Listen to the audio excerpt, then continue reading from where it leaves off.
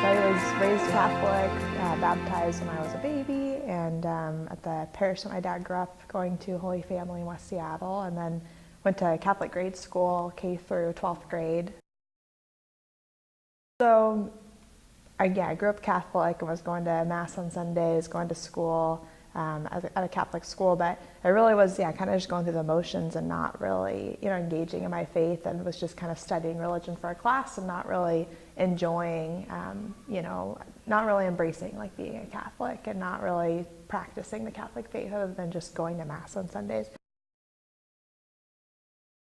When I was in college, I started going to the Newman Center at Western Washington University, this kind of Catholic group on campus, and going to Mass with them. And all of a sudden I was like, wow, there's all these people my age who are going to Mass, who want to be going to Mass, and are actually really intentionally like praying and being like so real about their faith. And it was nothing I'd ever really experienced before. When I was going to Catholic high school, kids would, we'd go to Ash Wednesday Mass, and immediately they'd smear off their ashes and talk about, just that they didn't want to be there, didn't want to practice their faith. And so it was really interesting, and I was inspired by a lot of the friends I made at the Newman Center. It was actually at a retreat I went on my first year at Western. It was a fall retreat, and I hadn't gone to the Sacrament of Reconciliation in a really long time. It had been since I was like 8, and I had transferred to Western, so I was 20.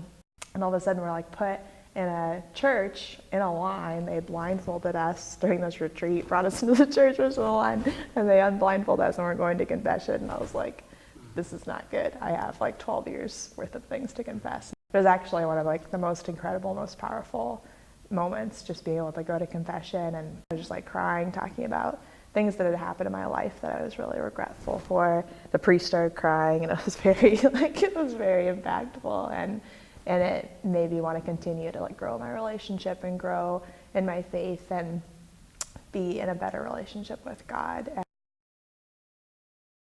It's Matthew chapter 6, verse 25 through 33, I think it is. It's the one about do not worry, see the birds of the air and how I take care of them, and seek first the kingdom of God, and the rest will be given to you. And I had opened my Bible on a retreat to that verse, and it was right as I was trying to decide my major and what God was calling me to after I was done with college. And I didn't really know why he was telling me not to worry, but I opened my Bible on that retreat to that verse, read it.